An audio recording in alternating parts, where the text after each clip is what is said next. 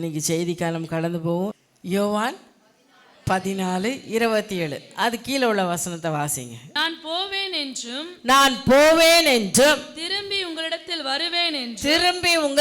வருவேன் என்றும் நான் உங்களுடனே சொன்னதை கேட்டீர்களே. நீங்கள் என்னில் அன்புள்ளவர்களாய் இருந்தால் பிதாவினிடத்தில் போகிறேன் என்று நான் சொன்னதை குறித்து சந்தோஷப்படுவீர்கள். ஏனெனில் என் பிதா என்னிலும் பெரியவராயிருக்கிறார். இது நடக்கும்போது நீங்கள் விசுவாசிக்கும்படியாக நடப்பதற்கு முன்னமே இதை உங்களுக்கு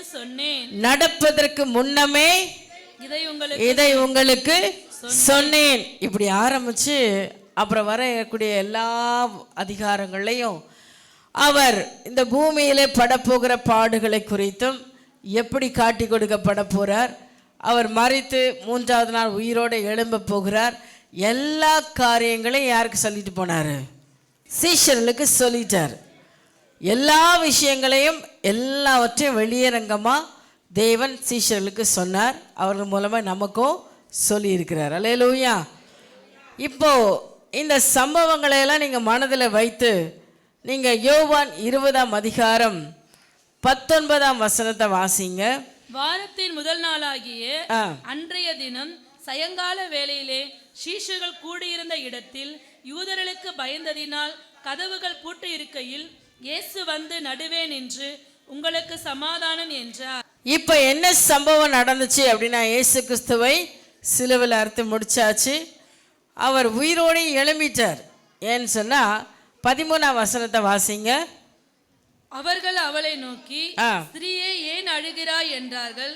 அதற்கு அவள், என் ஆண்டவரை எடுத்துக்கொண்டு போய்விட்டார்கள், அவரை வைத்த இடம் எனக்கு தெரியவில்லை என்றார். இவைகளை சொல்லி பின்னாக திரும்பி இயேசு நிற்கிறதை கண்டால் ஆனாலும் அவரை இயேசு என்று அறியாதிருந்தால் இயேசு அவளை பார்த்து, ஸ்திரீயே ஏன் அழுகிறாய், யாரை தேடுகிறாய் என்றார். 16ஆம் வசனம். இயேசு அவளை நோக்கி மரியாளே என்றார். அவள் திரும்பி பார்த்து ரபுனி என்றார். அதற்கு போதகரே என்று அர்த்தமாம். இப்ப அவர் உயிரோடு எழுந்துட்டார் என்பதை யார் பார்த்துட்டா? யாருங்க பார்த்துட்டா? மரியாளுக்கு தெரிஞ்சிச்சு. 18ஆம் வசனத்தை வாசிங்க. மகதலேனா மரியாள் போய் தான் கர்த்தரை கண்டதையும் அவர் தன்னுடனே சொன்னவைகளையும் சீஷர்களிடத்தில் அறிவித்தாள். அல்லேலூயா. அவர் உயிரோடு எழுந்துட்டாரு. அந்த கல்லறைக்குள்ள அவருடைய சீலை இருந்துச்சு. தூதர்களை கண்டது, இயேசுவே முகமுகமாக பேசினது, அவர் தன்னை வெளிப்படுத்தினது எல்லாத்தையும் யார் போய் இப்போ யார்கிட்ட சொல்கிறா? சீஷர்களிடத்துல மரியாள் சொல்லிட்டாங்க. அதுக்கப்புறம் தான் 19ஆம் வசனம் சொல்லுது, அன்னைக்கே தான் நடக்குது இந்த சம்பவம். அவர் உயிர்த்தெழுந்த அன்னைக்கே நடக்கிற சம்பவம். அன்றைய தினம் சாயங்கால வேலை, காலையில் உயிரோடு எழுந்தார். மரியாள் போய் பார்த்துட்டாங்க, அவரே முகமுகமாக தரிசித்தாங்க. அவர் தான் இயேசு என்பதை கண்டு கொண்டாங்க. அதை வந்து சீஷர்களிடத்துல சொல்லிட்டாங்க. இப்போ சொன்னதுக்கப்புறம் இவங்க என்ன பண்ணுறாங்க? சாயங்கால வேலை இதெல்லாம் நடந்தது காலையில். சாயங்காலத்தில் இவங்க என்ன பண்ணியிருக்கிறாங்க?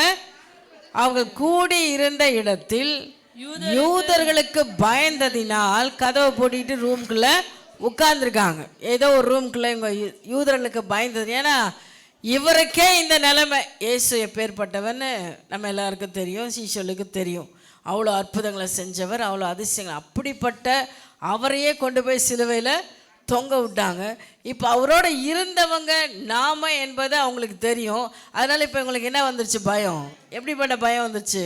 அடுத்து நமக்கு என்ன நடக்க போதோ தெரியலையே அப்படின்னு சொல்லிட்டு இவங்க எல்லாரும் போயிட்டு ரூம்குள்ளே கதவை பூட்டிட்டு இப்போ இருக்கிறாங்க. அந்த இடத்துல ஆண்டவர் வந்து என்ன சொன்னார்? உங்களுக்கு சமாதானம். ஆமாம், இவங்க எதிராளிக்கு பயந்தது நிமித்தமாக பூட்டி கொண்டு இருந்த இடத்துல இயேசு வந்து சொல்கிறார், உங்களுக்கு சமாதானம். எங்கே பயந்து கிடக்குறீங்களோ அந்த இடத்துல ஆண்டவர் உங்களுக்கு முதல்ல சமாதானம் குலையிற நிலைமை எப்போ அப்படின்னா, எப்போ பயம் வாழ்க்கையில் உள்ளே வருதோ, மனசுக்குள்ளே வருதோ, அந்த இடத்துல தான் நமக்கு என்ன போயிடும்? சமாதானம் போயிடும். இவர்களுக்கு அப்படிதான். என்ன நடக்க போதோ, இயேசுவுக்கே இந்த நிலைமை ஆயிடுச்சு, அடுத்தது நாம் அவரோடு இருந்ததை உலகமே பார்த்துருக்க, அடுத்தது நம்மளுக்கு என்ன நடக்குமோ அப்படின்ற ஒரு பயம் இவளுக்குள்ளே வந்தபடினாலே அந்த இடத்துல இவங்க பயந்து போய் இருக்கிறாங்க. அங்கே ஆண்டவர் சொல்கிறாரு, உங்கள் மனம் கலங்காதிருப்பதாக, நான் சமாதானத்தை உங்களுக்கு கொடுக்குறேன்னு சொல்லியிருக்கேன். அல்லேலூயா. உங்களுக்கு சமாதானம் அப்படி சொல்ல. அது 26ஆம் வசனத்தை வாசிங்க. மறுபடியும் 8 நாளைக்கு பின்பு, திரும்ப ஒரு 8 நாளைக்கு பின்பு அவருடைய சீஷர்கள் வீட்டுக்குள்ளே இருந்தார்கள். அப்போ இந்த 8 நாளுமே இவங்க எங்கே தான் இருக்கிறாங்க? உள்ளே பூந்துட்டு தான் இருக்கிறாங்க, பயந்து தான் இருக்கிறாங்க. இதில் என்ன பிரச்சனை அப்படின்னா, முதல் தடவை அவர் வெளிப்பட்ட பொழுது யார் அங்கே இல்லை? 11 பேர் இருந்தாங்க, ஒரு ஆள் இல்லை, தோமா இல்லை. அதுதான் இப்போ 24ஆம் வசனத்தில் இருக்குது. 12 சொல்லியிருக்கேன் நான். அதுக்கப்புறம் வேற ஒரு ஆளை போட்டாங்க, நான் ஒரு அட்ரஸே கிடையாது அதுக்கப்புறம். சரி, எனிவே இந்த 11 பேரில் தோமா இல்லை. அதனால திரும்பவுமா அந்த ஒரு ஆளுக்காக ஆண்டவர் திரும்ப வர்றார் பாருங்க. 26ஆம் வசனத்தில் இவங்க பயந்து போய் தான் திரும்பவும் இருக்கிறாங்க. தோமா அவர்களுடனே கூட இருந்தான். கதவுகள் பூட்டப்பட்டு இருந்தது. அப்பொழுது இயேசு வந்து நடுவே நின்று, உங்களுக்கு சமாதானம். இப்போ இங்க என்ன நிலைமை, ஏன் திரும்பவுமா வந்தார் அப்படின்னு அதுக்கு மேல் உள்ள வசனத்தை வாசிங்க. மற்ற சீஷர்கள் கர்த்தரை கண்டோம் என்று எல்லாரும் சொல்றாங்க. மரியாள் சொன்னது சீஷர்கிட்ட சொன்னாங்க. சீஷர்கள்லாம் இப்ப நேர்லயும் பார்த்துட்டாங்க. பார்த்துட்டு தோமா கிட்ட சொல்றாங்க, கர்த்தரை கண்டோம் என்று அவனுடனே சொன்னார்கள். அதற்கு அவன் அவருடைய கைகளில் ஆணிகளில் உண்டான காயத்தை நான் கண்டு அந்த காயத்திலே என் விரலை விட்டு என் கையை அவருடைய விலாவிலே போட்டால் ஒழிய விசுவாசிக்க மாட்டேன் என்றான். எங்க அவிசுவாசம் வருதோ அங்கேயே சமாதானம் போயிடும். அல்லேலூயா, அல்லேலூயா. அவிசுவாசம் வர்ற இடத்துல பயம் வந்துடும், பயம் வர இடத்துல சமாதானம் குலைஞ்சு போகும். அல்லேலூயா. நம்பிக்கையற்ற ஒரு நிலைமையில் நம்முடைய சமாதான மன அமைதி கெட்டு போகும். இதை தான் இந்த இடத்துல ஆவியானவர் நமக்கு உணர்த்த விரும்புகிறார். இந்த பயமும் அவிசுவாசமும் நம்முடைய சமாதானத்தை கெடுத்து விடும். ஆகையினால இந்த 2 காரியத்துக்கு நம்முடைய வாழ்க்கையில் இடம் கொடுக்காமல் இருப்பது நல்லது. ஏன்னு சொன்னால், எந்த காரியத்தை நீங்கள் குறித்து பயந்து போனாலும், பயம் என்பது எப்போ வரும்? நம்மளை காப்பாற்றுறதுக்கு யாருமே இல்லை அப்படின்ற நிலைமையில தான் நமக்கு பயம் வரும். அப்போ தேவனோடு வாழ்கிற பிள்ளைகளுக்கு என்ன தைரியம் உண்டு? கர்த்தர் என்னை எல்லா விதத்திலையும் பாதுகாப்பார் என்கிற தைரியம் உண்டாயிருக்கிறபடினாலே பயம் என்பது தேவ பிள்ளைகளுக்குள்ள இருக்கவே கூடாது. வெளிப்படுத்தல் 21ஆம் அதிகாரம் 8ஆம் வசனத்தில் சொல்லியிருக்கு, எரி நரகத்துக்கு போகிற லிஸ்டில் ஃபர்ஸ்ட்ல இருக்கிற பேர் யார் தெரியுமா? விக்கிரக ஆராதனைக்காரங்களை தானே ஃபர்ஸ்ட் போட்டிருக்கணும். ஆனா ஆண்டவர் யாரோட பேரை முதல்ல வைக்கிறாரு? பயப்படுறவங்க. இங்க யாராவது பயப்படுறவங்க இருக்கீங்களா? எதுக்கானாலும் எதுக்கெடுத்தாலும் ஒரு பயம். அதாவது வியாதியே இல்லைனாலும் வியாதி வந்துட்ட மாதிரி யோசிச்சு பயப்படுற ஆள்லாம் இருக்காங்க. அல்லேலூயா. நடக்காத சம்பவத்தை கூட இப்படி நடந்துட்டா என்ன பண்ணுறது, நடக்கலையா அப்படின்னு, இப்படி வந்துட்டா என்ன பண்ணுறது, இப்படி சூழ்நிலை மாறிட்டா என்ன பண்ணுறது, மாறும்போது பார்த்துக்கலாம், அந்த தைரியம் வரணும். அல்லேலூயா. வர்றப்போ பார்த்துக்கலாம். சாவு எல்லாருக்கும் தான் என்ன பண்ண போகுது, வரப்போகுது. வரும்போது அதுக்காக நினச்சி கவலைப்பட்டுக்கலாம். அப்படியும் கவலைப்பட வேண்டிய அவசியம் இல்லை. சாவே வந்தாலும் என்ன தான் நடக்க போகுது? எத்தனை பேர் இதில் நிச்சயமாக இருக்கிறீங்க? மரணமே நேரிட்டாலும், மரணமே உன் கூரெங்கே, பாதாளமே உன் ஜெயமெங்கே என்று சொன்னவர் அவர். மரணம் வந்தால் என்ன நடக்க போகுது அடுத்தது? அப்போ அந்த நிச்சயங்கிறவங்களுக்கு அந்த பயமே இல்லை பாருங்க, சந்தோஷமாகறாங்க. இன்னொருத்தருக்கெல்லாம் மூஞ்சி இருண்டு போச்சு, ஐயோ சாவா, மரணமா, நான் எப்படி நரகத்துக்கு போயிட போகிறேனே, இன்னும் கொஞ்ச நாள் கொடுத்தா எப்படியா மனம் திரும்பிடுவேனே. கொஞ்ச நாள் கொடுத்தா மனம் திரும்பிடுவீங்களா? சந்தோஷம். ஆண்டவர் அதுக்கு தான் சான்ஸ் கொடுத்துட்டே இருக்கிறார்.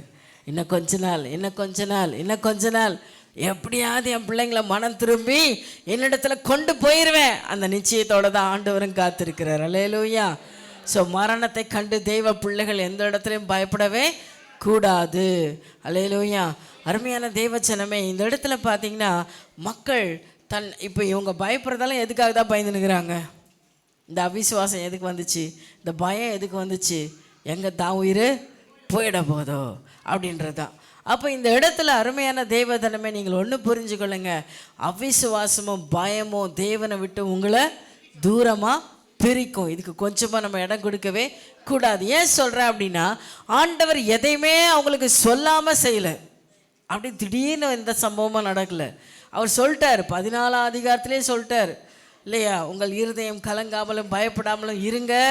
ஏன்னா என்னை கொண்டு போயிட போகிறாங்க, நான் பரலோகத்துக்கு போயிட போகிறேன், கொஞ்ச நாள் கழித்து திரும்ப வருவேன். எவ்வளோ டீட்டெயிலாக சொல்கிறார் பாருங்க.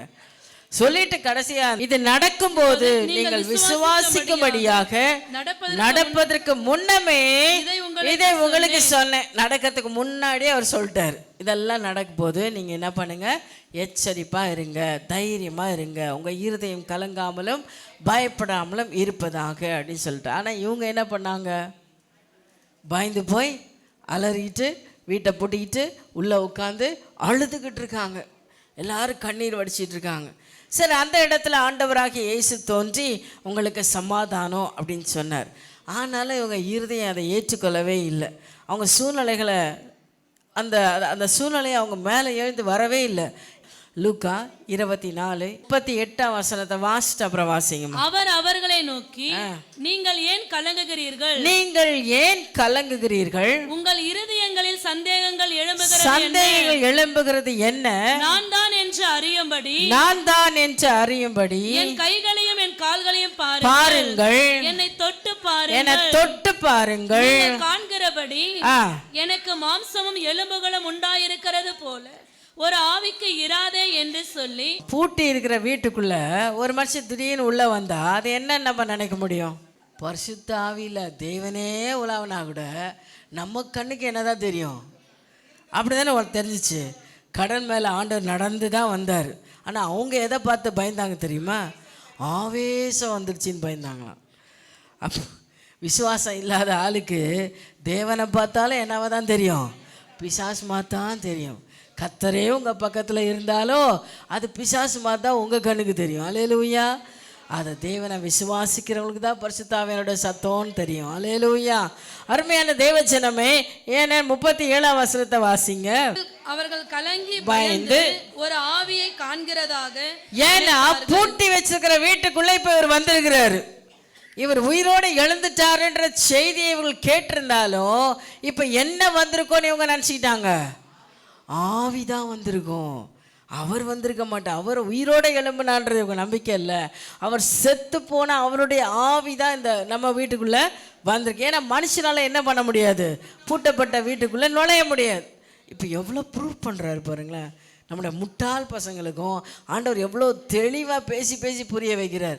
நம்முடைய முட்டாள்தனமான அநேக இடங்களில் நமக்கு புரிய வைக்கிறதுக்கு அவர் எவ்வளோ பாடுபட வேண்டியதாக இருக்கு. நீங்கள் வாசிங்க 40 வாசிங்க.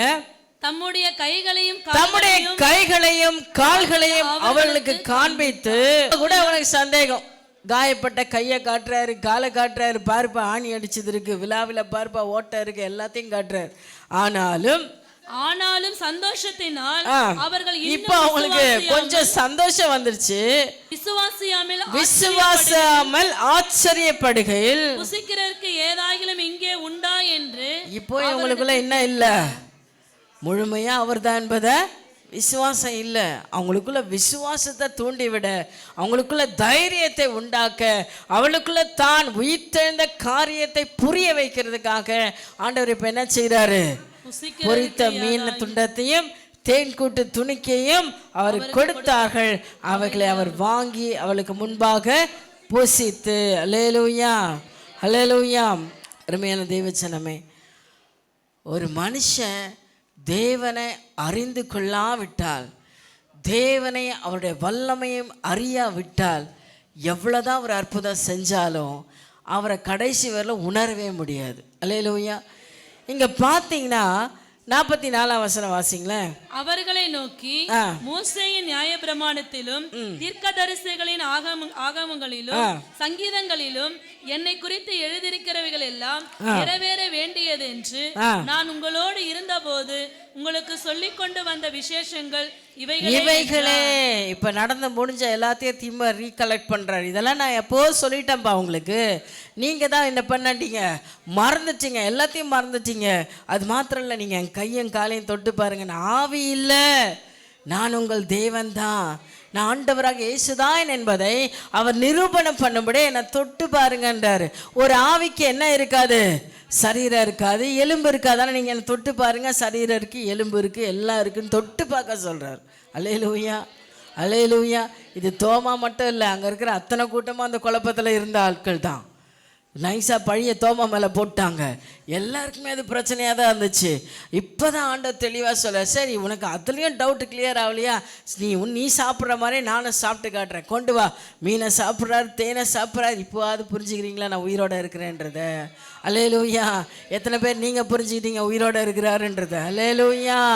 உங்களை சமாதானத்துக்குள்ளே நடத்துகிறவர், உங்களுக்கு சமாதானத்தை கொடுக்கிற தேவன் செத்து போன தேவன் அல்ல. ஏதோ என்னைக்கோ சொல்லிட்டு போனதை நிறைவேற்றுகிறவர் அல்ல. இன்றைக்கு நம்ம மத்தியில் உயிரோடு உலாவி கொண்டிருக்கிற தேவாதி தேவன், சர்வ வல்லமையில கர்த்தர். அருமையான தேவஜனமே, இந்த சம்பவம் எல்லாம் பார்த்தீங்கன்னா நீங்கள் இங்கே நடந்த காரியங்களை நீங்கள் கொஞ்சம் இன்னும் அதிகமாக நம்ம தியானிச்சோம் அப்படின்னா 24 அதிகாரம் 13 வசனத்தை வாசிங்க. இப்போ அந்த உயிர் தெழுந்த அன்னைக்கு என்ன நடந்துச்சு அப்படின்னா, சாயங்காலத்துக்கு நடுவில் நடக்கிற சம்பவம். அன்றைய தினமே அவர்களில் 2 பேர் எருசலேமுக்கு 7 அல்லது 8 மைல் தூரமாக எம்மாவு என்னும் கிராமத்துக்கு போனார். ஆமா, காலையில உயிர் தெழுந்தார். மரியாளுக்கு செய்தி கிடைச்சிச்சு. பேதுரு கூட பார்த்துட்டாரு இல்லையா? பேதுருவும் போய் பார்த்துட்டாரு அந்த கல்லறைக்குள்ள அவர் உயிரோட எழுந்ததை. இப்ப நடுவுல நடந்த சம்பவம், இவர்களோடு ஊழியத்துல இருந்த 2 பேர் எங்க போறாங்க? 8 மைல் தூரம் இருக்கிற எம்மா ஊருக்கு போறாங்க. போகிற வழியில நடக்கிற சம்பவத்தை நீங்க பார்க்கணும். அதுக்கப்புறம் தான் சீஷர்களுக்கு அவர் வெளிப்படுகிறார். இங்க போகையில என்ன நடக்குது வாசிங்க. 14 வசனம். இந்த வர்த்தமானங்கள் யாவையும் குறித்து அவர்கள் ஒருவரோடு ஒருவர் பேசிக்கொண்டு வந்தார்கள். என்ன பேசிட்டு வந்தாங்க? ஐயோ ஏசப்பா சிலுவையில் அடிச்சிட்டாங்களே, அவரை இப்படி கொண்டு போட்டாங்களே, அவருக்கு இப்படியெல்லாம் சித்திரவதை பண்ணாங்களே அப்படின்னு அவங்க 2 பேர், இப்படியெல்லாம் பண்ணியிருக்க வேண்டாம்ப்பா, இந்த காய்பா அப்படி பண்ணிட்டாருப்பா, அந்த அண்ணன் அப்படி பண்ணிட்டாருப்பா அப்படின்னு சொல்லி இவங்க எல்லாம் 2 பேரும் கான்வர்சேஷன் பேசிக்கிட்டே நடந்து போகிறாங்க. நம்ம செய்கிற விஷயம் தானே இல்லை? ஒரு சம்பவம் முடிச்சுட்டு அதோட நம்ம விடவே மாட்டோம், அதை திரும்ப திரும்ப திரும்ப திரும்ப பேசிக்கிட்டே இருப்போம். அப்படிதான் இவங்களும் பேசிக்கிட்டே போறாங்க. அதுக்கப்புறம் நடக்கிறத வாசிங்க. இப்படி அவர் பேசி சம்பாஷித்து கொண்டு இருக்கையில் இயேசு தாமே சேர்ந்து அவர்களோடு கூட நடந்து போனார். இப்ப இயேசு என்ன பண்றாரு? அவங்க கூடவே நடந்து போகிறார். ஒரு வழிபோக்கனை போல் அவங்க பக்கத்தில் நடந்து போயிட்டு இருக்கார். அருமையான தேவச்சனமே, இந்த 2 பேரும் பார்த்தீங்கன்னா இவர்களோடு ஊழியத்தில் இருந்தவங்க கூடவே செயல்பட்டாங்க. இவர் ஒருத்தர் பேர் மட்டும் கிளியப்பா அப்படின்னு பேர் போட்டிருக்கு, இன்னொருத்தர் பேர் தெரியல, யாருன்னு தெரியல. ஆனால் இந்த ஊழியத்தில் அவர்களும் இயேசுவோடு கூட இருந்தவர்கள், இயேசு நடந்த எல்லா இடத்துல கூடவே சென்றவர்கள், அவர் செய்த அற்புதங்களை கூடவே இருந்து பார்த்தவங்க. இவங்க சீஷர்கள் இல்லை, ஆனால் அவரோட ஊழியத்தில் ஒரு பங்காக இருந்தவர்கள். அல்லேலூயா. அவர் செய்த எல்லா காரியங்களையும் நோட் பண்ணவங்க, கூடவே இருந்து சாப்பிட்டவங்க, கூடவே இருந்தவங்க. ஒரு சில அப்படி இருப்பாங்க இல்லையா? முக்கியமான ஆட்களாக இருந்தாலும் கூட ஒரு கேங் எப்பவுமே கூட இருக்கும். அப்படிப்பட்ட அந்த கேங்கில் இருந்தவங்களுக்கு எல்லா விஷயமும் தெரியும். ஏசு என்னென்ன அற்புதங்களை செஞ்சார், எந்தெந்த ஊருக்கு போனார், யார் யாருக்கு என்னென்ன அற்புதங்களை நடப்பித்தார், எல்லாமே அவருக்கு தெரியும். அவருக்கு இருந்த மகிமை என்ன, அவர் எப்பேற்பட்ட செயல்களை எல்லாம் செய்தார், அவருடைய குணம் எப்படி, அவர் செயல்பாடு எப்படி, எல்லாமே தெரிஞ்சது. அதனால தான் அவங்க சொல்றாங்க பார்த்தீங்கன்னா 19 வசனத்தை வாசிங்க. அவர் எவைகள் என்றார், அதற்கு அவர்கள் நசரனாகிய இயேசுவை குறித்தவைகளே, அவர் தேவனுக்கு முன்பாகவும் ஜனங்கள் எல்லாருக்கும் முன்பாகவும் செய்கையிலும் வாக்கிலும் வல்லமையுள்ள தீர்க்கதரிசியாய் இருந்தார். அவர் எப்படிப்பட்டவரா இருந்தாரா? செய்கையிலும் வாக்கிலும் வல்லமையுள்ள இதெல்லாம் இவங்க கூடவே இருந்து பார்த்து தான் சொல்றாங்க. இது அவரை விட்டு அந்நிய ஜனங்களை பற்றி பேசப்பட்ட வார்த்தை அல்ல, கூடவே இருந்து அனுபவித்தவர்கள். அல்லேலூயா. கண்ணால் நேருக்கு நேரு பார்த்த கூட்டம் இது. இயேசுவை நேருக்கு நேரு கண்டவங்க. மற்றவங்களுக்கு அற்புதம் நடக்கிறதும், கானா ஒரு கல்யாணத்தில் நடந்ததை பார்த்தாங்க, சிறு பெண்ணை உயிரோட எழுப்பினதை பார்த்தாங்க, 38 வருடம் அந்த சீலோவாம் குளத்தண்டையில் வியாதிகா கிடந்த மனுஷனை அவர் தொட்டு தூக்கினதை பார்த்தாங்க. அல்லேலூயா சொல்லுங்களேன், அல்லேலூயா சொல்லுங்களேன். அப்படி அவர் செய்த ஒவ்வொரு அற்புதங்களை கண்கூடாய் கண்டவர்கள் தான் இந்த ஜனங்கள். இந்த 2 பேரும் அப்படிப்பட்ட ஆட்கள் தான். அதுக்கு முன்னாடியே சொல்கிறாங்க, இப்படி கூடவே இருந்து பார்த்தவங்க, அவருடைய வல்லமுள்ள செயல்களை உங்களுக்கு எப்பேற்பட்ட, அவர் என்னென்ன செய்வார் என்பதை உங்களுக்கு தெரியும். அப்படிப்பட்ட நீங்கள் கொஞ்சம் இங்கேயோ நின்று நிதானிக்கும்படி உங்களை அன்பாக கேட்டுக்கொள்கிறேன். நமக்கு நல்ல பழகினவங்க கூடவே இந்த 3.5 வருஷம் கூடவே இருந்த ஆட்கள், நமக்கு கொஞ்சம் பழகினவங்களா இருந்தாலும் தூரத்தில் அவங்க உருவத்தை பார்த்தாவே நம்ம கண்டுபிடிச்சிருவோமா? கண்டுபிடிக்க மாட்டோமா? இவங்க நமக்கு தெரிஞ்ச மாதிரி இருக்கிற, தெரியாத ஆளை கூட இவங்க தெரிஞ்ச முடிஞ்ச மாதிரி இதுன்னு போய் தேடுவோம் இல்லை? அந்த சாயல் இருந்துச்சுனாவே அவ்வளோ தூரம் இவர்கள் அவரோடு பழகினவர்கள் அவரை பற்றி இவ்வளோ தெரிஞ்சு வச்சுக்கிறாங்க. அவர் தேவனுக்கும் ஜனங்களுக்கும் வல்லமையான செய்கைகளை செய்யக்கூடிய தீர்க்கதரிசின்ற அளவுக்கு அவரை புரிஞ்சு வச்சவங்க கூடவே நடந்து வராரு. இவங்களால் என்ன பண்ண முடியல? கண்டுபிடிக்க முடியல. அவர் தான் இயேசு. ஹல்லேலூயா. அப்படின்னா என்ன அர்த்தம்?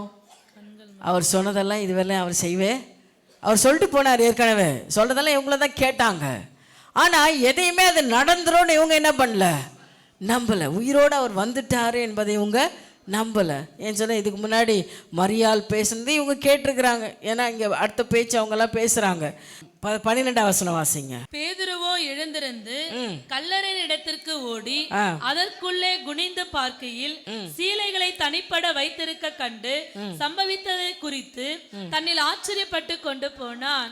இப்போ பேதுரு பார்த்தது இவங்களுக்கு தெரிஞ்சிச்சு. 11ஆம் வசனத்தில் வாசித்தீங்கன்னா, இவருடைய வார்த்தைகள் அவளுக்கு வீண் பேச்சாக தோன்றியிருந்ததால் அவர்கள் இவர்களை நம்பவில்லை. ஆண்டவராக இயேசு உயிரோட எழும்பிட்டார் மரியாள் சொன்னதையும், மரியாள் கூட போன சகோதரிமார்கள் சொன்னதையும், பேதுரு கண்டதை சொன்னதையும் எல்லாத்தையும் இவங்க கேட்டாங்க. ஆனால் எப்படி இவங்க புரிஞ்சுக்கிட்டாங்க?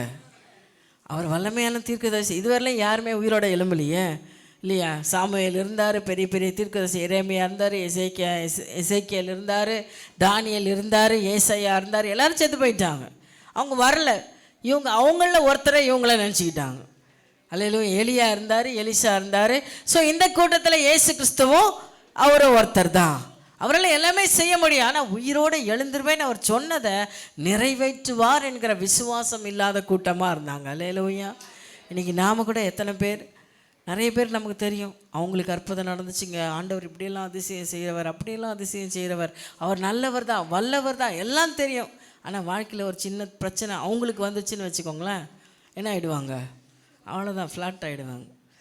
ஆமாம், போய் கேட்டு பாருங்கள். ஏசு அற்புதமானவர் தான், ஏசு ஆச்சரியத்தை செய்கிறவர். வாய் நல்லா தான் சொல்லும், ஆனால் மனசு என்ன பண்ணாது? அதில் ஒத்து போய் இருக்காது. அவங்க வாழ்க்கை இல்லைங்க, எல்லாருக்கும் செஞ்சாருங்க, எனக்கு மட்டும் ஏங்க அப்படி நடக்க மாட்டேங்குது, என் வாழ்க்கையில் மாட்டாங்க ஏங்க இந்த அதிசயம் நடக்க மாட்டேங்குது, நான் ஜெபிச்சா மற்றவங்களுக்கு கூட நடக்குதுங்க, ஆனால் எனக்கு எதுவுமே நடக்கலையே, ஆண்டவர் என்னை கைவிட்டாரே, ஆண்டவர் என்னை விட்டு விலகி போயிட்டாரே, எனக்கு உதவி செய்யலையே. இந்த முறுமுறுப்பு உள்ளுக்குள்ளே இருக்குமானால், இன்றைக்கு தெய்வ ஜனமே உங்களை பார்த்தா ஆவியான பேசுகிறாரு, தயவு செய்து இப்படி ஒரு முறுமுறுப்பு உள்ள வைக்காதீங்க. எல்லாருக்கும் செய்த தேவன் உங்களுக்கும் செய்வேன். ஏன் இந்த முறுமுறுப்பு உள்ள வருது? அதுக்கு காரணம் என்ன என்பதை நீங்கள் புரிந்து கொள்ள வேண்டும். இந்த அவிசுவாச ஆவி உள்ள மனுஷனுக்குள்ளே போயிடுச்சு அப்படின்னா கட்டாயமாக அந்த முறுமுறுக்கிற ஆவி தானாகவே என்ன பண்ணுறோம்? வந்துடும். விசுவாசத்தில் இருக்கிற மாதிரி வெளியில் தெரியும், ஆனால் உள்ள அவிசுவாச ஆவி உள்ளே உட்கார்ந்துருக்கு. அதனால தான் அந்த முறுமுறுப்பு வருது. தேவன் ஏன் இதை செய்யாமல் போயிட்டார்? தேவனை விட நம்ம யாருமே ஞானவான் கிடையாதுல்ல, ஆமாவா? ஒத்துக்கிறீங்களா? அவருக்கு எல்லாமே தெரியுமா தெரியாதா? எதை எப்போ செய்யணும் தெரியுமா தெரியாதா? எப்போ நடத்தணும், எந்த நேரத்தில் கொடுக்கணும், எதை செய்யணும், எல்லாமே அவருக்கு. எத்தனை பேர் இது தெரியும்னு நினைக்கிறீங்க? ஐயோ அவருக்கெல்லாம் தெரியாதுங்க, நான் சொல்லி கொடுத்தாதாங்க அவர் செய்வார் அப்படின்னு நினைக்கிறீங்களா? அல்லேலூயா. அவருக்கு எல்லாமே தெரியும். எப்போ தரணும், என்ன செய்யணும், எதை செய்யணும், எப்படி செய்யணும், எல்லாமே அவருக்கு தெரியும். ஆனால் ஒரு சில காரியங்களை நாம் இப்படியா முறுமுறுத்த அவருடைய இருதயத்தை என்ன பண்ணுறோம்? வேதனைப்படுத்துகிறோம். அல்லேலூயா. அருமையான தேவஜனமே இங்கே சொல்கிறாரு, ஆனாலும் அவரை அறியாதபடிக்கு அவருடைய கண்கள், இதான் நிலைமை. அந்த அந்த அவருடைய கண்கள்லாம் என்ன பண்ணப்பட்டிருக்கு? மறைக்கப்பட்டிருக்கு. கர்த்தர் யார் என்பதை அறிந்திருந்தாலும் அவர்களை உணராதபடிக்கு 25ஆம் வசனம் சொல்லுது, வாசிங்க. அப்பொழுது அவர் அவர்களை நோக்கி, தீர்க்கதரிசிகள் சொன்ன யாவையும் விசுவாசிக்கிறதுக்கு புத்தி இல்லாத மந்த இருதயம் உள்ளவர்களே. உணராத ஆளெல்லாம் எப்படிப்பட்ட ஆளு? நீங்களே சொல்லுங்க, சத்தமா சொல்லுங்க. புத்தி இல்லாத மந்த இருதயம் உள்ளவர்கள் அப்படின்னா என்ன அர்த்தம்? ஒரு சில பிள்ளைங்களெல்லாம் தலையில கொட்டி கொட்டி படிக்க வைப்பேன் பாரு, எத்தனை தடவை சொல்லி கொடுக்கறது. ஒரே வார்த்தையை 10 முறை சொன்னாலும் உள்ளே ஏறவே படிக்கிற மாதிரி தான் புக்கை வச்சுன்னு பார்த்துட்ருக்கோம், ஆனால் உள்ளே ஒன்றுமே சரி நீங்கள் சொல்லி கொடு, நான் வாயிலே நம்ம ரிப்பீட் பண்ணிகிட்டே இருப்போம். வாயிலன்னா சொல்லும், ஆனால் மண்டைக்குள்ளே என்ன பண்ணாது. 50 தடவை நம்ம சொல்லிட்டதுக்கப்புறம் நீ சொல்லுனா கூட என்ன வராது. அப்போ என்ன அர்த்தம்? வாய் சொல்லிச்சுல இவ்வளோ நேரம், அது ஏன் உள்ளே அது திரும்ப கேட்டால் வராது. ஏன்னா உள்ளே போல. எங்கே போல வேதம் சொல்லுது, கடின இருதயம்னா எப்படி இருக்கும்? கல் இல்லையா? கடின இருதயம்னா கல். அந்த கல்லில் எது போட்டாலும் என்ன ஆகிடும்? கல் மேலே எது போட்டாலும் திரும்ப கீழே தான் விழும், அதில் போய் புதையாது இல்லை. அதுக்கு தான் ஆண்டவர் சொல்றார், மாம்சமாக கல்லான இருதயத்தை எடுத்து போட்டு மாம்சமான இருதயத்தை தாங்க நம்ம கேட்கணுமா. அல்லேலூயா. நம்ம இருதயம் மந்த இருதயமாக இருந்துச்சு, கல்லான இருதயமாக இருந்துச்சு அப்படின்னா, இந்த கல்லான இருதயம் மந்த இருதயம் என்னென்னா புத்தி இல்லைன்றார் ஆண்டவர். புத்தி இல்லை. என்ன புத்தி இல்லை? எல்லாருக்கும் செஞ்ச தேவன் எனக்கும் ஏற்ற வேலை செய்வார், என் வாழ்க்கையிலே ஒரு மாற்றத்தை கொடுப்பார், அவர் என்னை நிச்சயமாக வெட்கப்பட விடவே மாட்டார் என்கிற அறிவை நாம் பெறாமல் அவரை முறுமுறுக்கிறோம்ல, அவரை வேதனைப்படுத்துகிறோம்ல, அதை மறந்துடும்ல. எத்தனையோ அற்புதங்களை நம்மளோட வாழ்க்கையில் செய்து கொண்டு வந்த தேவன் இதையும் செய்ய மாட்டாரா? இதையும் செய்வார் என்று காத்திருக்கிற மனதில்லாதவர்கள் தான் புத்தி இல்லாதவர்கள் வேதம் சொல்லுது. அல்லேலூயா. இந்த புத்தி இல்லாத கன்னி ஸ்திரீகளை பற்றி நம்ம படிச்சிருக்கோம் இல்லையா? மணவாளனுக்காக காத்திருந்த 5 பேரில் என்ன இல்லை? புத்தி இல்லை. இந்த புத்தி இல்லைன்றது எதை சொல்கிறார்? அவருக்காக காத்திருக்கிற அந்த அனுபவம் இல்லை. மீதி 5 பேர் எண்ணெயை ஊற்றிட்டு காத்துட்டே இருக்கிறாங்க, எப்போ மணவாளன் வருவார். அவர் வந்தோடனே பின்னாடி போயிட்டாங்க. இதை காத்திருக்க மனசு இல்லாத கூட்டம் என்ன பண்ணிடுச்சு? நல்லா படுத்து தூங்கிடுச்சு, நிம்மதியாக தூங்கிடுச்சு. தூங்குனதெல்லாம் இழந்து போச்சு. அல்லேலூயா சொல்லுங்கள். அந்த காத்திருத்தல் ஆண்டவர் எனக்கு செய்வார். அதில் தான் கனிகளில் ஒன்று நீடிய பொறுமை. சொல்லுங்க, பொறுமை இல்லை, நீடிய பொறுமை. அல்லேலூயா. அந்த நீடிய பொறுமைக்குள்ளே எத்தனை கால அவகாசம் என்பது யாருக்கும் தெரியாது, அவருக்கு மட்டும் தான் தெரியும். அவர் எப்போ வரப்போறாரு அவருக்கு மட்டும் தான் தெரியும். அல்லேலூயா. எப்போ வருவீர் ஆண்டவரே, அதுக்கு பதில் அவருக்கு மட்டும் தான் தெரியும். அல்லேலூயா. இன்னைக்கு வந்துடுவார், அன்னைக்கு வந்துடுவார், இப்படி நடந்துடும், அப்படி நடந்துடும். உலகத்தில் எத்தனையோ பலவிதமான பொய்யான காரியங்கள் இருக்குது. ஆனால் அவர் சொல்கிறார், நான் வருகிற நாளைக்கு என் பிதாவானவர் ஒருவர் தான் அறிவார். அவருக்கு தெரியும் எப்போ அனுப்பணும், எப்போ வருவார், எல்லாம் அவருக்கு தெரியும். நீங்களும் நானும் அவரை ஜட்ஜ் பண்ணவே முடியாது. அல்லேலூயா. நீங்களும் நானும் குறிக்கிற ஒரு சிலர்லாம் 2000 வந்துடுவார், நாங்கள் 2006 வந்துடுவார், நாங்கள் சுனாமி தான் வந்துச்சு, அவர் வரல. அல்லேலூயா. அப்போ இவர் வந்துடுவார், அப்படி வந்துடுவார், இப்படி வந்துடுவார், எதுவும் கிடையாது. அவர் எப்போ நிர்ணயிச்சாரோ அவர் வருவார். நீங்களும் நானும் செய்ய வேண்டியது அவர் எப்போ வருவாரோன்னு காத்துக்கிட்டு இருக்கணும். அவ்வளோதான். பொறுமையாக காத்திருக்கணும். எப்போ எந்த நிமிஷம் வந்தாலும் அவரோட போவதற்கு ஆயத்தமாகி காத்திருக்கணும். அதுதான் முக்கியம். அல்லேலூயா. சும்மாவே காத்திருந்தா தூக்கின்னு போயிடுவார். மணவாட்டி எப்படி இருக்கணுமோ, மணவாளன் விரும்புகிற பிரகாரம் ஆடை ஆபரணங்கள் அணிஞ்சு அவருக்கு பிரியமுண்டாக எல்லாத்திலும் அலங்கரித்து அவருக்காக காத்திருக்கிறவர் தான் கூட்டிகிட்டு போவார். கண்டபடி வஸ்திரம் போட்டுக்கிற ஆளை மணவாட்டின்னு கூட்டின்னு போயிடுவாரா? கூட்டின்னு போக மாட்டார். ஸோ இன்றைக்கி நீங்களும் நானும் ஒன்று கவனத்தில் வச்சுக்கணும். அவர் நம்மை அழைத்து போக வேண்டுமானால் நம்ம ஆயத்தமாக்கி அவருடைய பாதத்தில் காத்திருக்கணும்.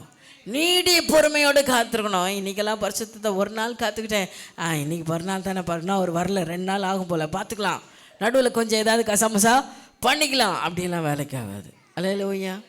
அல்லேலூயா. ஒவ்வொரு நாளும் பரிசுத்தமாகிறவன் இன்னும் பரிசுத்தமாகட்டும், சுத்தமாகிறவன் இன்னும் சுத்தமாகட்டும். சுத்தம். நான் இன்னைக்கு பரிசுத்தம் ஆயிட்டப்பா, ஒரு ஸ்டேஜுக்கு வந்துட்டேன், அதோட போதுன்னு ஆண்டவர் நிறுத்தவே மாட்டேன். நீ சாகிற வரையில என்ன ஆகிட்டே இருக்கணும், சுத்திகரிக்கப்பட்டு கொண்டே இருக்கணும். இந்த நிலைமை இப்போ நான் இதெல்லாம் விட்டுட்டேங்க, இந்த கெட்ட பழக்கெல்லாம் என்கிட்ட இல்லைங்க அப்படின்னா ஓகே, ரொம்ப சந்தோஷம். ஆனால் அடுத்தது வேற என்ன இருக்குது பாருன்னுவார். அப்படி தானே சொல்கிறார் ஆண்டவர். வெளிப்படுத்தல சொல்ல, இன்னும் உன்கிட்ட குறை உண்டு. வெளிப்படுத்தல் வரலும் போகிறாரு பாருங்க. சபையை குறித்து சொல்லும்போது, இன்னும் உன்னிடத்துல குறைவு, நீ இதெல்லாம் செஞ்சுதான், ஊழியம் செஞ்ச, எனக்கு பிரியமுண்டாக வாங்கின, எல்லாம் ஓகே தான், ஆனால் இன்னும் கொஞ்சம் குறை இருக்கு உங்ககிட்ட. அவர் எப்பவுமே அதை கவனிச்சுட்டே இருக்கிறார். ஸோ முற்றிலும் முற்றிலும் முற்றிலும் நாம் பரிசுத்தர்களாய் மாற வேண்டும் என்பது தேவனுடைய விருப்பமாக இருக்குது. அல்லேலூயா. அவரை முழு மனதோடு விசுவாசிக்கணும். எவ்வளோ காலம் காரியெல்லாம் முடிஞ்சிச்சு, இப்போ பிள்ளைங்களுக்கு கல்யாணம் ஆகி போச்சு, பேர பிள்ளைங்க பறந்துட்டாங்க, அவங்கள எல்லாம் சுகமாக்குறாங்க, எந்த வியாதியும் இல்லை, ஓகே அப்படின்னு அசால்ட்டாக இருக்க முடியாது. அல்லேலூயா. இனிமே தான் என்ன பண்ணோம், அதிகமாக ஜெபிக்கணும். இன்னும் ஊழியம் மக்கள் இவ்வளோ பேர் கூடியிருக்கிறாங்க, போதும்பா இந்த கூட்டம் போதும் அப்படின்னு நான் நானே சாட்டிஸ்ஃபை பண்ணிக்க கூடாது. இன்னும் மக்களுக்காக நான் போராடணும், இன்னும் மக்களோட உயர்வுக்காக நான் ஜெபிக்கணும், இன்னும் மக்கள் கூட்டத்தை அதிகப்படுத்தும்படியா ஜெபிக்கணும், புதிய மக்களை வரவேற்கும்படியா நான் ஜெபிக்கணும். அல்லேலூயா. இன்னும் தொடர்ந்து ஊழியத்துக்காக ஓடணும். அல்லேலூயா. திருப்தி ஆயிடக்கூடாது. எனக்கு இப்படின்னா உங்களுக்கு உங்களுக்கு உங்களுக்கு அதே தான். அல்லேலூயா. இன்னும் அதிகமாக ஜெபிக்கணும், இன்னும் அதிகமாக ஆண்டவரோட உறவாடணும், இன்னும் ஆண்டவரோட தேடணும், இன்னும் நேரம். அப்போ அந்த காரியங்களில் நம்ம ரொம்ப கவனமாக இருக்க வேண்டியது அவசியமா. தொடர்ந்து நீங்கள் வாசித்து பாருங்க. அப்பொழுது அவர் அவர்களை நோக்கி, நீங்கள் துவக்கமுள்ளவர்களாய் துக்கமுகமுள்ளவர்களாய் வழி நடந்து ஒருவருக்கொருவர் சொல்லிக் கொள்ளுகிற காரியங்கள் என்னவென்று கேட்டார். அவர்களில் ஒருவனாகிய கிளையோப்பா என்பவன் பிரதியுத்தரமாக, இந்நாட்களில் எருசலேமிலே நடந்தவைகளை அறியாதபடிக்கு நீர் அந்நியராய் இருக்கிறீரோ என்றான். அவர் அப்படி நீங்க ஃபுல்லா படிச்சுட்டே வந்தீங்கன்னா எல்லாத்தையும் திரும்ப இவங்க சொல்றாங்க, அவருக்கே சொல்றாங்க என்னென்ன நடந்துச்சு, எது நடந்துச்சு. மரியாள் போனாங்க, பேதுரு பார்த்தாங்க, எல்லாரும் பார்த்துட்டாங்க அப்படின்னு சொல்லும் போது தான் அவர் சொல்ல, மந்த இருதயம் உள்ளவர்களே. 26ஆம் வசனத்தை வாசிங்க. கிறிஸ்து இவ்விதமாய் பாடுபடவும் தமது மகிமையில் பிரவேசிக்க வேண்டியது இல்லையா என்று சொல்லி மோசே முதலிய சகல தீர்க்கதரிசிகள் எழுதின வேத வாக்கியங்கள் எல்லாவற்றிலும் தம்மை குறித்து சொல்லியவைகளை அவர்களுக்கு விவரித்து காண்பித்தார். இப்ப திரும்பிய சொல்றார், என்னெல்லாம் நடக்கணுமோ அது எல்லாத்தையும் இவங்க மறந்து போன விஷயத்துல திரும்ப ஞாபகப்படுத்துறார். ஞாபகப்படுத்த கூட கொஞ்சம் என்ன பண்ணணும், ஆமா அன்னைக்கு இதெல்லாம் சொல்லிட்டு போனாரு, ஓ அவர் தானா நீங்க அப்படின்னா கொஞ்சமாவது புரிஞ்சிருக்கணும். புரியவே இல்லை பாருங்க கடைசி வரலாம். ஆனா இவங்க என்ன சொல்றாங்க, 32ஆம் வசனத்தை வாசிச்சீங்கன்னா, அப்பொழுது அவர்கள் ஒருவரை ஒருவர் நோக்கி, வழியிலே அவர் போயிட்டாரு. அப்பா இவங்களுக்கு புரிய வைக்கவே முடியாது சாமின்னு ஒரு லெவலுக்கு வந்து அவர் தூரமாவே போயிட்டார். அங்க வந்து பேசுறாங்க. அவர்கள் ஒருவரை ஒருவர் நோக்கி, வழியிலே அவர் நம்முடனே பேசி வேத வாக்கியங்களை நமக்கு இதெல்லாம் இப்ப சொன்னார்ல, மேல கண்ட வசனத்தை எல்லாம் சொல்லிக்கிட்டே வந்தார்ல, விளக்கி காட்டின பொழுது நம்முடைய இருதயம் நமக்குள்ளே கொழுந்து விட்டு எரியவில்லையா? வசனத்தை கேட்க கேட்க கேட்க இருதயம் என்ன பண்ணணுமா, கொழுந்து விட்டு எரியணும். ஆண்டவர் சொல்றத காதுல கேட்கும் போது இருதயத்துல என்ன பண்ணணும், கொழுந்து விட்டு எரியணும். எத்தனை பேருக்கு இருதயத்துல கொழுந்து விட்டு இப்ப எரியுது? அல்லேலூயா. ஆவியான உள்ள தூண்டி விடுறாரா? ஆண்டவர் உள்ள தூண்டுறாரா? நீ இதுக்கு கீழ்ப்படி, இதுக்கு செய், இப்படி பண்ணு. அல்லேலூயா. நீ ஜெபம் பண்ணு, இன்னும் அதிகமாக ஜெபிக்கணும். இப்போ இனிமே ஜெபம் பண்ண ஆரம்பி. ஆண்டவர் சொல்றாரா? எத்தனை பேருக்கு சொல்றாரு? கை வைத்து அல்லேலூயா சொல்லுங்க பார்க்கலாம். எல்லாருக்கும் ஆண்டவர் உள்ள ஊத்திட்டு தான் இருக்காரு. ஆனால் ஒரு சிலர் என்ன பண்ணுறான், அதெல்லாம் பார்த்துக்கலாம், அப்புறம் பார்த்துக்கலாம், அதானே நாளைக்கு பார்த்துக்கலாம், ஜெபம் தானே பண்ணணும், நாளைக்கு செஞ்சுக்கலாம், இன்னும் ஒரு வாரம் கழிச்சு கொஞ்சம் ஜாலியாக இருந்துட்டு நல்லா தூங்கிட்டு அதுக்கப்புறம் ஸ்டார்ட் பண்ணலாம். அல்லேலூயா. ஒரு சிலர் ஜெபம் பண்ணுறோம், ஆனால் எதுக்காக ஜெபம் பண்ணுறோம்? வயிற்று வலி வந்தால் மட்டும் ஜெபம், தலைவலி வந்தால் மட்டும் ஜெபம், வீட்டில் காசு இல்லையா ஒரு ஜெபம், உபவாசம் போட்டு ஜெபம், பணம் வேணுமா உடனே ஒரு உபவாசம் ஜெபம். கடவுளும் இறக்கப்பட்டு கூட்டுக்கிட்டே தான் இருக்கிறாரு. அல்லேலூயா. தரமாட்டேன்னு சொல்ல மாட்டார். நீங்கள் கேட்டால் கட்டாயமாக அவர் தருவார். ஆனால் அதை விட அவர் ரொம்ப சந்தோஷப்படுற ஜெபம் எது தெரியுமா? அவர் ரொம்ப மகிழ்ச்சியாக இருக்கிற இடம் எது தெரியுமா? உலகத்திலே அவர் ரொம்ப சந்தோஷமாக இருக்கிற நேரம் எது தெரியுமா? அல்லேலூயா சொல்லுங்களேன், அல்லேலூயா சொல்லுங்களேன். அவர் மகிழ்ச்சியாக இருக்கிற நேரம், அவரோடு மக்கள் பேசுகிற நேரம் தான். அல்லேலூயா. உங்களுக்கு கூட அது பிடிக்கும்ல? யாராவது உங்களோட சந்தோஷமாக வந்து பேசிகிட்டு இருந்தால் பிடிக்குமா பிடிக்காதா? பிடிக்குதா இல்லையா? மகிழ்ச்சியாக இருக்கிறது பிடிக்குதா இல்லையா? ஃப்ரெண்ட்ஸோட பேசுகிறது எவ்வளோ பிடிக்குது இல்லை? பிடிச்சவங்களோட உட்காந்து மணிக்கணக்காக பேசுறது, ஃபோனில் மணிக்கணக்காக உட்காந்து வீடியோ காலில் பேசுறது எவ்வளோ பிடிக்குது இல்லை? நான் அதெல்லாம் குறையா சொல்ல, பேசுங்க. ஆனால் அதை விட அதிகமாக யார்கிட்ட பேசணும்? ஃபோனை எடுத்தால் அவ்வளோ மணிக்கான ஃப்ரெண்ட்ஸோட, தெரிஞ்சவங்களோட, உறவுகளோட, அக்காவோட, தங்கச்சியோட, இவ கதை அவ கதை இவ கதை, ஊரில் இருக்கிற எல்லார் கதையும் உட்காந்து பேசுறதுக்கு எவ்வளோ சந்தோஷமாக இருக்குது. இவங்கள பற்றி குறை, அவங்கள பற்றி குறை பேசலாம். நல்ல விஷயமா பேச போகிறோம், ஒன்றும் கிடையாது. நீங்கள் நல்ல விஷயம் பேசினா கூட எதிராளி என்ன பண்ண போகிறாங்க? தேவையில்லாத கதையெல்லாம் பேசினுப்பாங்க. நீங்கள் காது கொடுத்து கேட்டுன்னு உட்காந்துருக்கணும். ஆனால் அவன் எல்லாவற்றையும் விட மேலானது என்ன? தேவ சமூகத்தில் உட்கார்ந்து உறவாடுங்க. உங்களை ஆசீர்வதிக்கிறவரோடு சேர்ந்து உறவாடுங்க. உங்களை காக்கிற தேவனோடு சேர்ந்து உறவாடுங்க. அல்லேலூயா. நான் ஒன்று சொல்கிறேன், இந்த ஆத்துமாவை கொல்ல வல்லவர் என்று வேதம் சொல்லுது. இந்த சரீரத்தை கொல்ல வல்லவனுக்கு நீங்கள் பயப்படாமல் உங்கள் ஆத்துமாவை கொல்ல வல்லவருக்கு பயப்படுங்கள். அவருக்கு பயந்து அவருடைய யார் அவருக்கு பயப்படுறாங்களோ அவர்களுக்கு அவர் சகலத்தையும் வெளிப்படுத்துகிறாராம். அவருடைய ரகசியங்களை நான் 25 சங்கீதம் நினைக்கிறேன். அவர் அழகாக சொல்கிறார், யார் அவருக்கு பயந்து ஜீவிக்கிறாங்களோ அவருடைய எல்லா காரியத்தையும் அவங்களுக்கு வெளிப்படுத்தி கொடுத்துட்றாராம். எல்லாத்தையும் சொல்கிறாராம். உங்களுக்கு ஏன் ஆண்டவர் சொல்கிறாரு, இந்த தீமை வரப்போகுது, இந்த கஷ்டம் வரப்போகுது, கலங்காமலும் பயப்படாமலும் இருங்க அப்படின்னா என்ன அர்த்தம்? ஏதோ ஒரு கலக்கத்தை பிசாசு நமக்கு உண்டாக்க போகிறான். அந்த உண்டாக்கும் போது நீங்கள் யாரும் பயந்துடக்கூடாது. அதுக்கு தான் ஆண்டவர் முன்னாடியே எச்சரிப்பாக சொல்கிறார், நான் இருக்கிறேன், உன் கூட இருக்கிறேன். லூக்கா 24:28 வாசிங்க. அத்தருணத்தில் தாங்கள் போகிற இவர் விவரித்து காண்பித்து கொண்டிருக்கிறார். அத்தருணத்தில் தாங்கள் போகிற கிராமத்துக்கு சமீபமானார்கள்.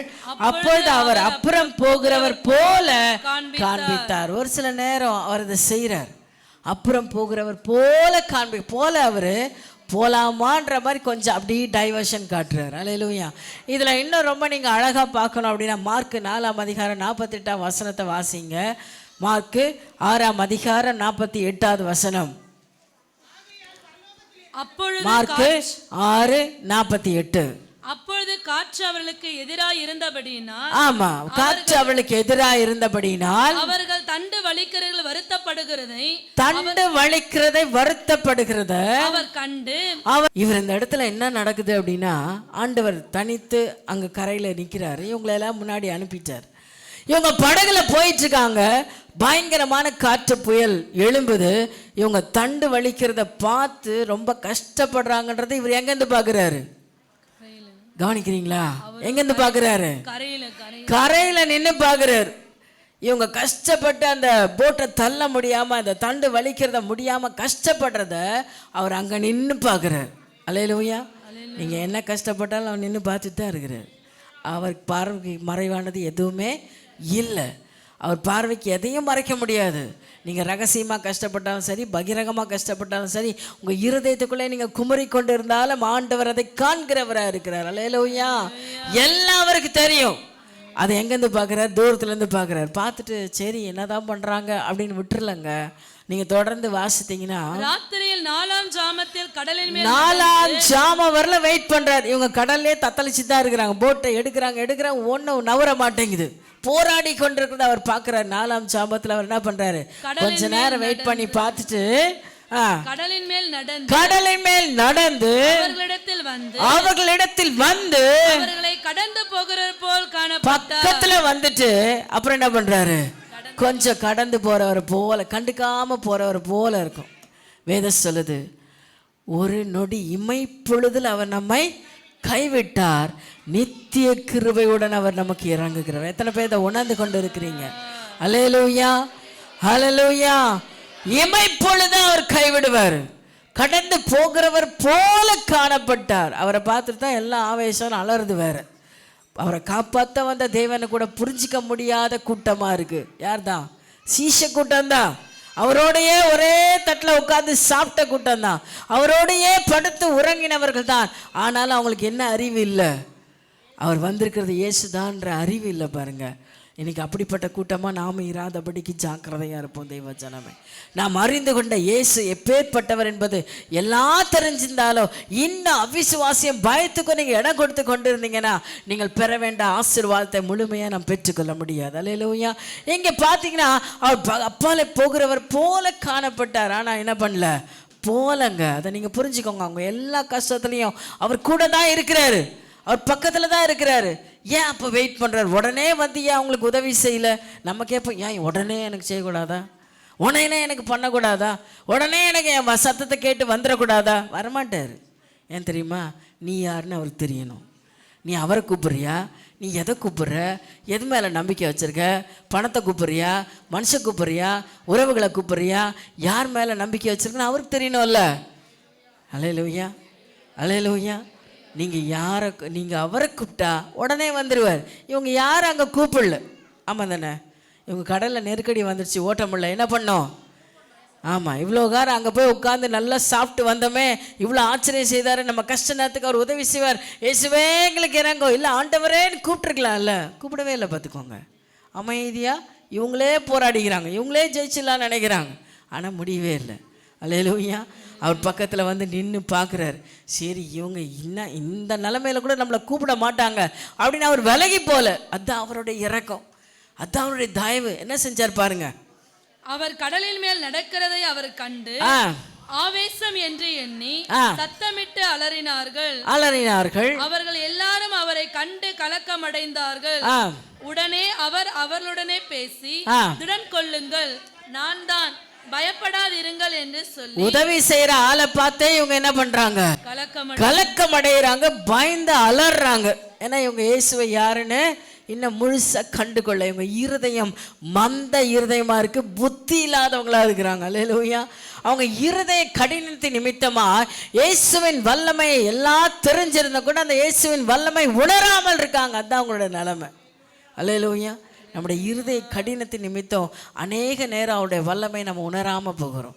நம்ம இருதய கடினப்படுத்திக்கிறதுனால அவர் செய்கிற அற்புதங்களை கூட நம்மளால் பார்க்க முடியல. அவர் என்ன நமக்கு நன்மை செய்கிறார் என்பதை கூட உணர முடியாத கூட்டமாக நம்ம இருக்கிறோம் அநேக நேரம். அருமையான தேவச்சனமே, இப்படிப்பட்ட அந்த சீஷர் கூட்டத்துக்கும் ஆண்டவர் பார்த்து சும்மா இல்லை, பரவாயில்ல, இவங்க இப்படியெல்லாம் இருந்தால் கூட பரவாயில்ல, நான் என்ன பண்ணணும், போயிட்டு அவங்களுக்கு உதவி செய்யணும் சொல்லிட்டு இப்ப பதில் சொன்னார் பாருங்க. வாசிங்க. திடன் கொள்ளுங்கள், நான் தான், திடன் கொள்ளுங்கள், பயப்படாதீங்க, திடன் கொள்ளுங்கள், நான் தான் அப்படின்னு. அப்படி அவர் சொன்ன உடனே என்ன நடந்துச்சு பாருங்க. வாசிங்க. அவர்கள் இருந்த படவு ஏறினார். அப்பொழுது காற்று அமர்ந்தது. அதனால் அவர்கள் தங்களுக்குள்ளே மிகவும் பிரமித்து ஆச்சரியப்பட்டார்கள். ஆமா, சிம்பிள் மேட்ரு.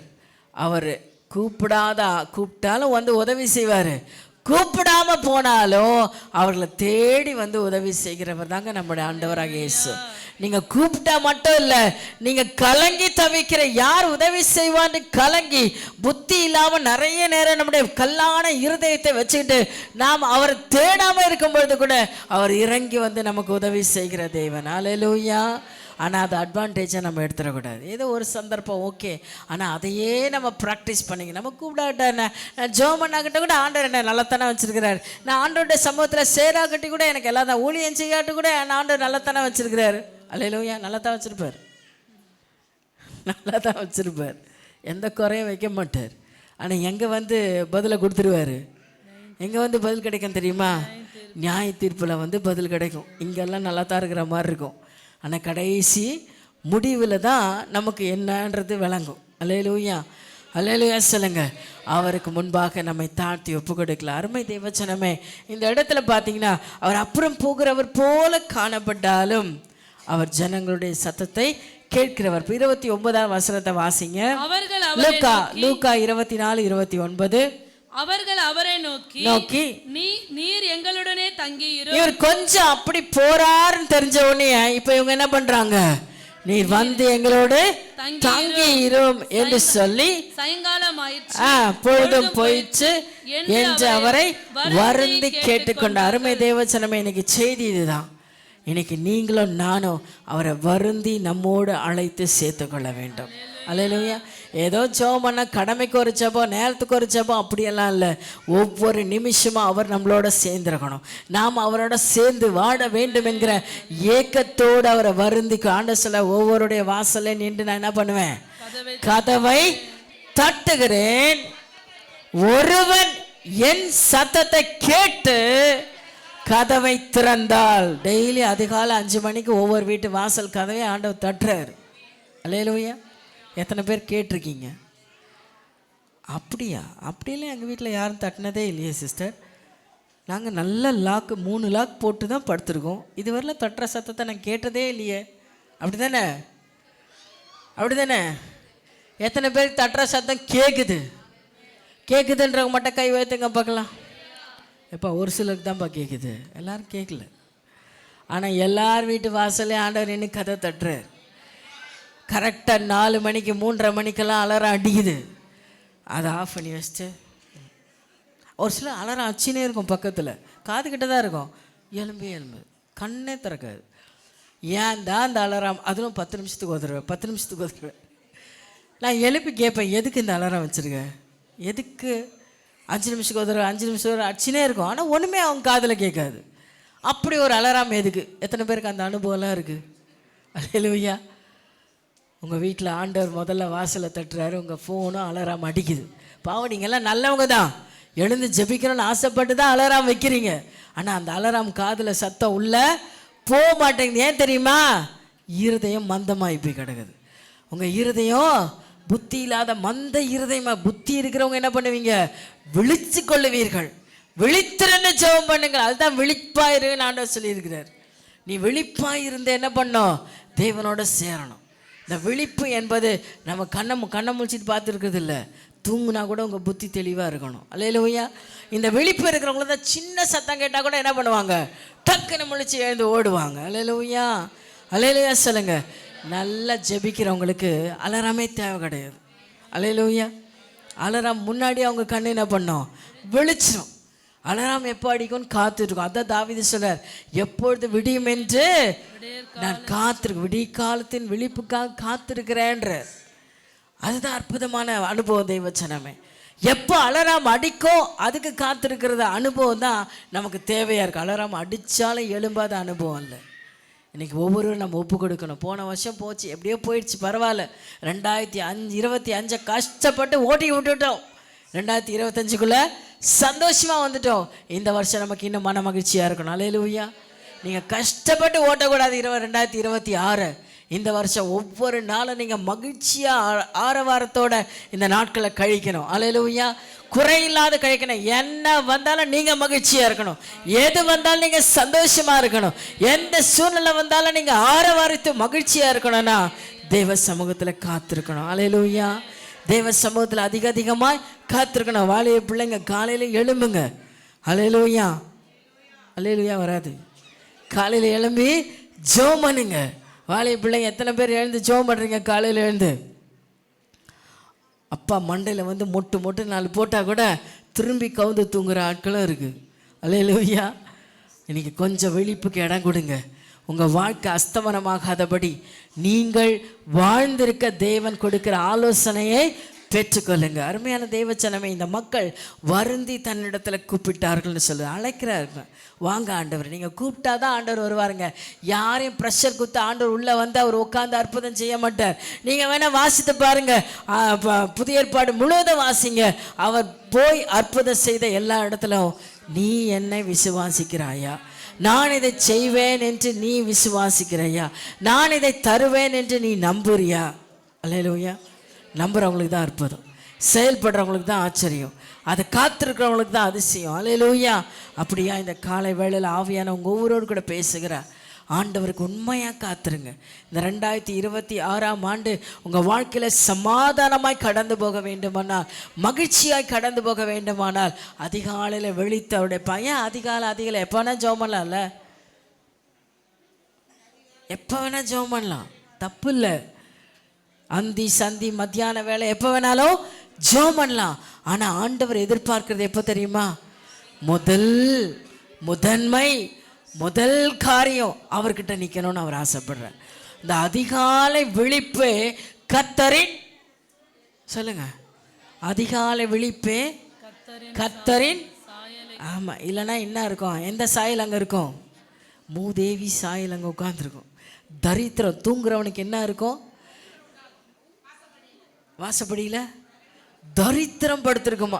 நீ எவ்வளோ சம்பாதிச்சாலும் விருத்தி ஆக மாட்டேன், வர மாதிரி தான் இருக்கும். அது எப்படி போகுதுன்னு தெரியாது. அல்லேலூயா. தரித்திரம் வீட்டில் உட்காந்துருக்கும். அதனால தான் அந்த காலத்தில் பொம்பளை பிள்ளைங்களை காலையில் எழுந்து போய் என்ன பண்ணோம்? இன்றைக்கி வாசல் தெளிக்கிற பழக்கமே நம்ம விட்டுட்டோம்.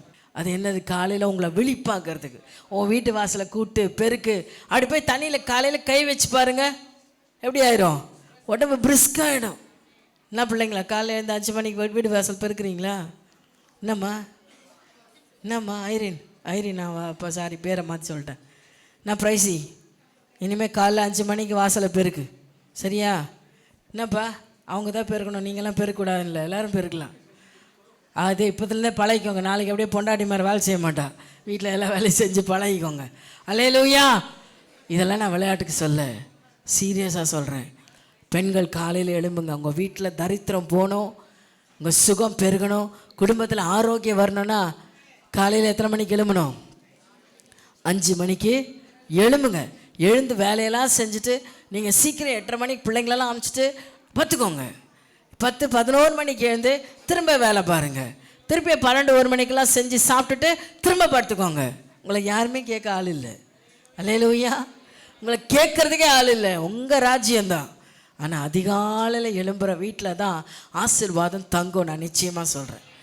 இல்லைன்னா வாழ்க்கை ஃபுல்லாக என்னதான், நீ குடிப்பியா, நீ குடிப்பியா, நீ குடிப்பியான்னு கையேந்தியே வாழ்க்கையை ஓட்டிடுவீங்க. நீங்கள் கடங்காராக சாவறதில்ல, உங்கள் தலைமுறையும் கடங்காரெலாம் ஆக்கிடுவீங்க. அல்லேலூயா. ஸோ கர்த்தர் உங்களை ஆசீர்வதிக்கணும். நீங்கள் நிறைவான ஆசீர்வாதத்தை ஓடணும், நல்ல சுகத்தோடு இருக்கணும். உண்மையாக சொல்கிறேன், நீங்கள் காலையில் எழுந்து பாருங்களேன், உடம்புல ஆரோக்கியம் இருக்கும், சுகம் இருக்கும். நிறைய பேர் காலையில் எழுந்துக்கிறாங்க, ஆனால் எழுந்துட்டு எங்கே போகிறாங்க தெரியுமா? எழுந்த உடனே அது ஒன்று சோறாக்க போகிறாங்க பொம்பளைங்களாம். ஆம்பளைங்கள்லாம் டீ குடிக்க வெளியே போகிறாங்க, அப்படியே ஜாகிங் போகிறாங்க, என்னென்னவோ பண்ண போகிறாங்க, எக்ஸசைஸ் எல்லாம் பண்ண போகிறாங்க. எல்லா எக்ஸசைஸும் முழங்கால இருக்குங்க. அழகாக இன்றைக்கி டாக்டர்ஸ் எல்லாம் சொல்கிறாங்க, நீ வெளியில் போயிட்டு 1 மணி நேரம் ஜிம்மில் இத்தியம் தூக்கி தூக்கி ஆட்டுறதை விட முழங்கால 1 மணி நேரம் நில்லு, உன் பலன் வந்துடும். அல்லேலூயா. சரீரத்தில் எல்லா சுகமாக சரியாயிடும், எல்லா சுகவீனங்களும் சரியாயிடும். ஆண்டவர் அதில் முழங்காலில் அவ்வளோ பலனை வச்சுருக்கிறார். அல்லேலூயா. நீங்கள் முழங்கால முடக்குறீங்கன்னா எல்லா வியாதியும் உங்களை விட்டு ஓடி போயிடும். உண்மையாக சொல்ல முடியும். இன்றைக்கி ஒரு சிஸ்டர் சொன்னாங்க, 8 அதாவது ஆவரேஜ் சுகர் 8 வச்சுட்டு எனக்கு இடுப்பெல்லாம் ரொம்ப வலிக்குது, ரொம்ப சிரமப்படுறாங்க. அப்போ தான் நான் யோசித்தேன், எனக்கு வந்து ஆவரேஜ் சுகர் 11 ஒரு பாப்பா வந்து கேட்சி, எப்படி ஆண்டி உயிர் வாழ்கிறீங்கன்னு. வீட்டில் எல்லா வேலையும் நான் ஈக்குவலாக செய்கிறேன், எல்லா வேலையும் வீட்டில் செய்கிறேன். இன்றைக்கி 16 வயசு பொண்ணு செய்ய முடியாத அத்தனை வேலையும் நான் செய்கிறேன். அல்லேலூயா. 2 பிள்ளைங்களையும் பார்த்துக்கிறேன், என் மருமகளையும் சேர்த்து பார்த்துக்கிறேன், என் பிள்ளையும் சேர்த்து பார்த்துக்கிறேன். தைரியமாக சொல்கிறேன். அவங்களுடைய எல்லா பலவீனெல்லாம் தாங்குறேன். 10ஆவதுக்கு உங்கள் எல்லாருக்கும் நான் வேலை செய்கிறேன். அல்லேலூயா. நீங்கள் கூப்பிட்றதுக்கெல்லாம் நான் ஓடியாரேன். அது என் பலன் இல்லவே இல்லைங்க. தைரியமாக சொல்ல, நான் சாப்பிட்ற ஆகாரத்தில் இல்லை, பாதாம் பிஸ்தா எதுவுமே நான் சாப்பிட்றதில்ல. முழங்கால நிற்கிறேன். அதிகாலையில் எழும்பி தெய்வ சமூகத்தில் முழங்கால நிற்கிறேன். எனக்கே தெரியும் அது ஒன்று தான் என்னை காப்பாற்றிட்டு இருக்கு. அந்த முழங்கால் மட்டும்தான் என் உயிரை இன்னைக்கு சுகமாக வச்சிருக்கு அப்படின்னு தான் நான் நல்லா அறிஞ்சிருக்கிறேன். அது என்னைக்கெல்லாம் விழுந்து போகிறனோ அன்றைக்கி நான் படுற பாடையும் நான் பார்த்துருக்கேன். அல்லேலூயா. என்னைக்கு அந்த ஒரு ஜெபத்தை விடுறேனோ அன்றைக்கி முழுச படுக்க வச்சிடும் பிசாசு. ஸோ ஜாக்கிரதையாடுங்க. என் வாழ்க்கையை உங்களுக்கு முன்னாடி சாட்சியாக வச்சுருக்கிறேன். அதிகாலை எழும்பி முடிஞ்ச வரையிலும் ஆண்டவர் சமூகத்தில் உட்காருங்க, ஜெபம் பண்ணுங்க. உங்கள் காரியங்களை சிறப்பாக ஆண்டவர் நடத்துவார். அற்புதமான வெளிப்பாடுகளை கொடு. வேதம் சொல்லுது, நீங்கள் ஜெபிச்சிங்கன்னா ஞானத்தை ஆண்டவர் கொடுப்பாரா. உங்கள் வாழ்க்கையை நடத்தக்கூடிய ஞானம், உங்கள் வாழ்க்கையில் செயல்படக்கூடிய சகல ஞானத்தை ஆண்டவர் கூட. பிள்ளைகளுக்கு எப்படி வளர்க்கணும் எல்லா போதனைகளும் ஆண்டவர் கொடுப்பார். உங்கள் தொழிலை எப்படி சிறப்பாக்கணும் எல்லாவற்றையும் ஆண்டவர் செய்வார். அல்லேலூயா. எத்தனை பேர் ஆமேன்னு விசுவாசிக்கிறீங்களா? ஆண்டவரால் முடியுங்க. நீங்கள் அவர் பாதத்தில் அமர்ந்துருங்க, அவர் உங்களுக்கு செய்வார்.